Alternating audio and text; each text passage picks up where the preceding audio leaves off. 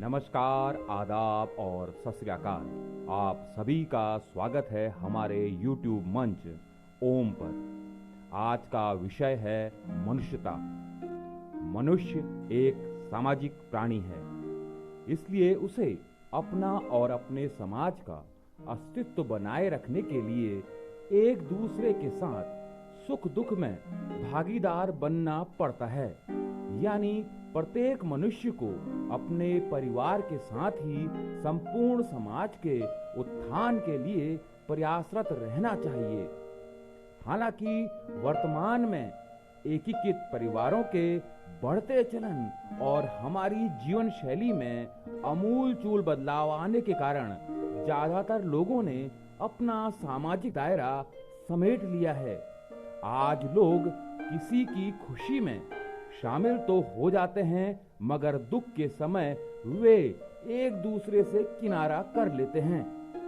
इसी वजह से दिनों दिन मनुष्यता लुप्त होती जा रही है, जो कि स्वयं मनुष्य जाति के लिए भी खतरे की निशानी है। हमारे पूर्वजों ने विश्व को एक आदर्श गांव में बदलने की परिकल्पना की थी, लेकिन आज हम ठीक उसके विपरीत दिशा की ओर जा रहे हैं। सच्चाई यह है कि मनुष्य अकेला जीवन व्यतीत नहीं कर सकता, उसे हर हाल में समाज की जरूरत होती है। इसलिए जीवन पथ पर उसे लोगों के सहयोग लेने और देने की आवश्यकता पड़ती है। एक दूसरे से ही मनुष्य उन्नति करता है। सिर्फ स्वार्थी प्रवृत्ति के लोग केवल अपने हित की चिंता करते हैं और उनके हृदय में समाज के उत्थान की भावना उत्पन्न नहीं होती। आचार्य चाणक्य का कहना है कि जिस शरीर से परोपकार न हो सका, उस शरीर का क्या लाभ। हकीकत भी यही है कि कोई समाज तभी खुशहाल रह सकता है जब उसका प्रत्येक व्यक्ति सुखी, संपन्न और निरोगी हो। किसी भी समाज में यदि कुछ लोग सुविधा संपन्न हो और अन्य दुखमय जीवन व्यतीत कर रहे हों, तो ऐसा समाज कभी उन्नति नहीं कर सकता। समाज की प्रगति में समानता का विशेष महत्व है और यह तभी संभव है जब समाज के लोग आपस में मनुष्यता रखें।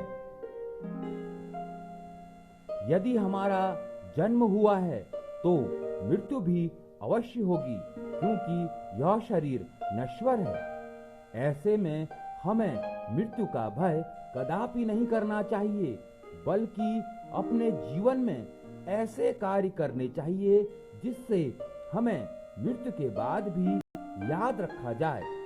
ऐसा तभी संभव है जब हम मनुष्यता को अपनाएंगे और अपना जीवन दूसरों को समर्पित कर देंगे। कवि मैथिली शरण गुप्त कहते हैं कि वही मनुष्य है जो मनुष्य के लिए जिए और मरे। प्रत्येक मनुष्य को अपने जीवन का ध्येय यही बनाना चाहिए कि सबके हित में अपना हित। यानी मनुष्य को वही कार्य करने चाहिए जिससे सभी लाभान्वित हों। भगवान बुद्ध का कहना है कि एक उदार दिल, दयालुता, सेवा और करुणा ऐसे गुण हैं जो मानवता को नवीनीकृत करते हैं। यदि आपको हमारे विचार पसंद आ रहे हैं तो हमारे YouTube मंच